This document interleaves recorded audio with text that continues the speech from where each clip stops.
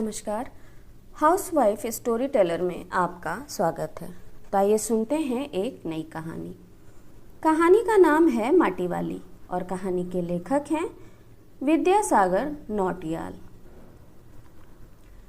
शहर के सेमल का तप्पड़ मोहल्ले की ओर बने आखिरी घर की खोली में पहुंचकर उसने दोनों हाथों की मदद से अपने सिर पर धरा बोझा नीचे उतारा।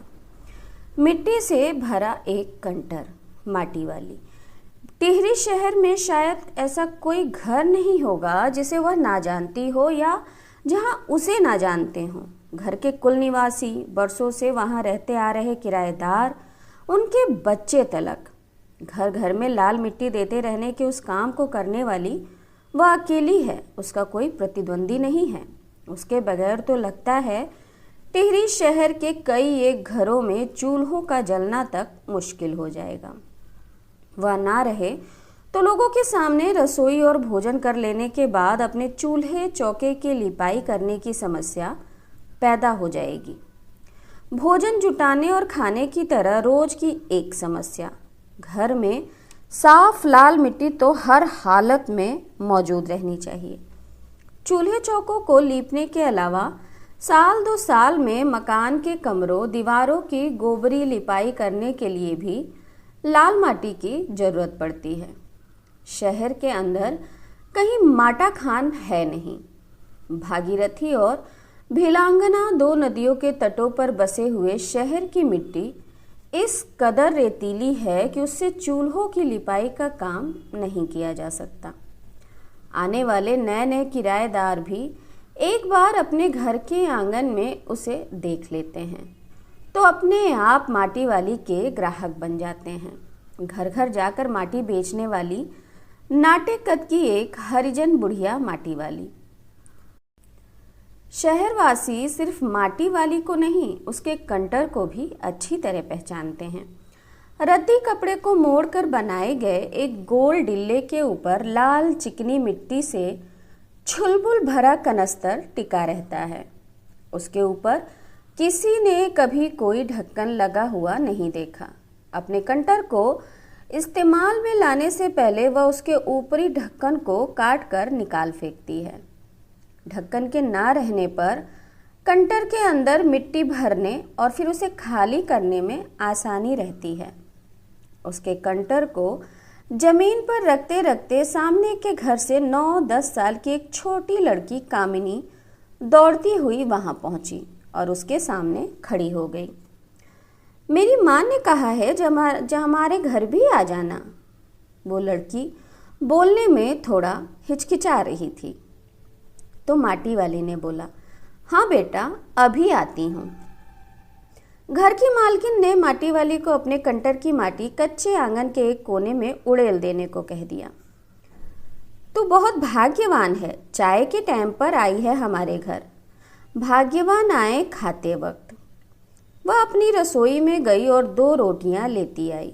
रोटियां उसे सौंप कर वह फिर अपनी रसोई में घुस गई।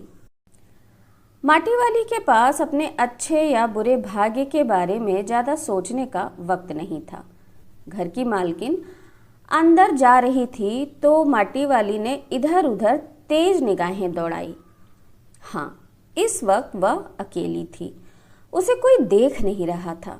उसने फौरन अपने सिर पर धरे डिल्ले के कपड़े के मोड़ों को हड़बड़ी में एक झटके में खोला और उसे सीधा कर दिया और फिर इकहरा खुल जाने के बाद वह एक पुरानी चादर के एक फटे हुए कपड़े के रूप में प्रकट हुआ। मालकिन के बाहर आंगन में निकलने से पहले उसने चुपके से अपने हाथ में थामी 2 रोटियों में से एक रोटी को मोड़ा और उसे कपड़े पर लपेटकर गांठ बांध दी। साथ ही अपना मुंह यूं ही चलाकर खाने का दिखावा करने लगी। घर की मालकिन पीतल के एक गिलास में चाय लेकर लौटी। उसने वह गिलास बुढ़िया के पास जमीन पर रख दिया। ले, सद्दा बासी साग कुछ है नहीं अभी, इसी चाय के साथ निगल जा। माटी वाली ने खुले कपड़े के एक छोर से पूरी गोलाई में पकड़कर पीतल का वह गर्म गिलास हाथ में उठा लिया। अपने होठों से गिलास के किनारे को छुआने से पहले शुरू में उसके अंदर रखी गर्म चाय को ठंडा करने के लिए उसने हवा मारी, उस पर लंबी लंबी फूंकें मारी। तब रोटी के टुकड़ों को चबाते हुए धीरे धीरे चाय सुड़कने लगी। चाय तो बहुत अच्छा साग हो जाती है ठकुराइन जी।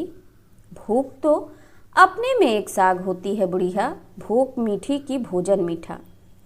तुमने अभी तक पीतल के गिलास संभाल कर रखे हैं। पूरे बाजार में और किसी घर में अब नहीं मिल सकते हैं ये गिलास। इनके खरीदार कई बार हमारे घर के चक्कर काट कर लौट गए। पुरखों की गाढ़ी कमाई से हासिल की गई चीज़ों को हराम के भाव बेचने को मेरा दिल गवाही नहीं देता।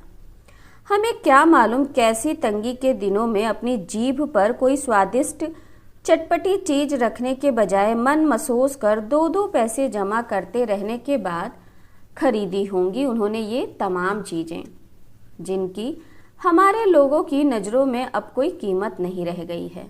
बाजार में जाकर पीतल का भाव पूछो जरा, दाम सुनकर दिमाग चकराने लगता है। और ये व्यापारी हमारे घरों से हराम के भाव इकट्ठा कर ले जाते हैं। तमाम बर्तन भांडे सब लेके चले जाते हैं। कांसे के बर्तन भी गायब हो गए हैं, अब ये सब घरों में नहीं दिखते हैं। इतनी लंबी बात नहीं सोचते बाकी लोग। अब जिस घर में जाओ वहाँ या तो स्टील के भांडे दिखाई देते हैं या फिर कांच और चीनी मिट्टी के। अपनी चीज का मोह बहुत बुरा होता है। मैं तो सोचकर पागल हो जाती हूँ कि अब इस उम्र में इस शहर को छोड़कर हम जाएंगे कहाँ। ठकुराइन जी जो जमीन जायदादों के मालिक हैं वे तो कहीं ना कहीं ठिकाने पर जाएंगे ही, पर मैं सोचती हूँ मेरा क्या होगा। मेरी तरफ देखने वाला तो कोई भी नहीं है। चाय खत्म कर माटी वाली ने एक हाथ में अपना कपड़ा उठाया, दूसरे में खाली कंटर और खोली से बाहर निकलकर सामने के घर में चली गई। उस घर में भी कल हर हालत में मिट्टी ले आने के आदेश के साथ उसे 2 रोटियां मिल गईं।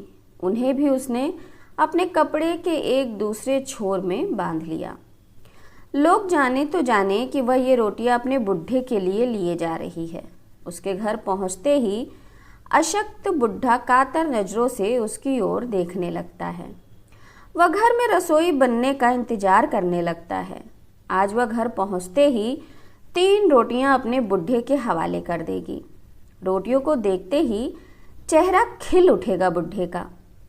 साथ में ऐसा भी बोल देगी साग तो कुछ है नहीं अभी, और तब उसे जवाब सुनाई देगा भूख मीठी की भोजन मीठा। उसके गांव शहर के इतना पास भी नहीं है। कितना ही तेज चलो फिर भी घर पहुंचने में 1 घंटा तो लग ही जाता है। उसका गांव शहर से थोड़ी दूर पर है। रोज सुबह निकल जाती है वह अपने घर से। पूरा दिन माटा खाना में मिट्टी खोदने, फिर विभिन्न स्थानों में फैले घरों तक उसे ढोने में बीत जाता है। घर पहुंचने से पहले रात घिरने लगती है।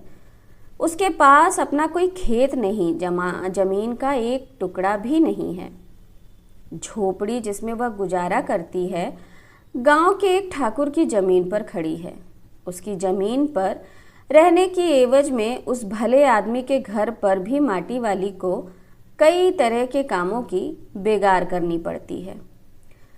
नहीं, आज वह एक गठरी में बदल गए अपने बुढ़े को कोरी रोटियां नहीं खिला देगी।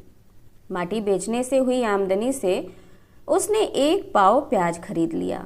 प्याज को कूट कर वह उन्हें जल्दी जल्दी तल लेगी। बुढ़े को पहले रोटियां दिखाएगी और उसके बाद सब्जी तैयार होते ही परोस देगी उसके सामने। अब वह 2 रोटियां भी नहीं खा सकता, 1 ही रोटी खा पाएगा या हद से हद 1.5। अब उससे ज़्यादा खाना पचता नहीं है। बाकी बची 1.5 रोटियों से माटी वाली अपना काम चला लेगी। 1 रोटी तो उसके पेट में पहले ही जमा हो चुकी है। मन में यह सब सोचती, हिसाब लगाती हुई वह अपने घर पहुंच गई। उसके बुढ़े को अब रोटी की कोई ज़रूरत नहीं रह गई थी। माटी वाली के पाँव की आहट सुनकर हमेशा की तरह आज वह चौंका नहीं। उसने अपनी नज़रें उसकी ओर नहीं घुमाईं। घबराई हुई माटी वाली ने उसे छू कर देखा। वह अपनी माटी को छोड़कर जा चुका था। टिहरी बांध पुनर्वास के साहब ने उससे पूछा कि वह रहती कहाँ है। तुम तहसील से अपने घर का प्रमाण पत्र ले आना। मेरी जिंदगी तो इस शहर के तमाम घरों में माटी देती गुजर गई साहब। माटी कहाँ से लाती हो? माटा खाने से लाती हूँ माटी। वह माटा खाना चढ़ी है तेरे नाम? अगर है तो हम तेरा नाम लिख देते हैं। माटा खाना तो मेरी रोजी है साहब। बुढ़िया, हमें ज़मीन का कागज़ चाहिए, रोजी नहीं। बांध बनने के बाद मैं क्या खाऊंगी साहब? इस बात का फैसला तो हम नहीं कर सकते। वह बात तो तुझे खुद ही तय करनी पड़ेगी। टिहरी बांध की 2 सुरंगों को बंद कर दिया गया है। शहर में पानी भरने लगा है। शहर में आपाधापी मची है। शहरवासी अपने घरों को छोड़कर वहां से भागने लगे हैं। पानी भर जाने से सबसे पहले कुल शमशान घाट डूब गए हैं। माटी वाली अपनी झोपड़ी के बाहर बैठी है। गांव के हर आने जाने वाले से एक ही बात कहती जा रही है, गरीब आदमी का शमशान नहीं उजड़ना चाहिए। तो ये कहानी यहीं समाप्त होती है। आप लोगों से विशेष अनुरोध कि मेरे चैनल को लाइक करिए, शेयर करिए, सब्सक्राइब करिए। नमस्ते।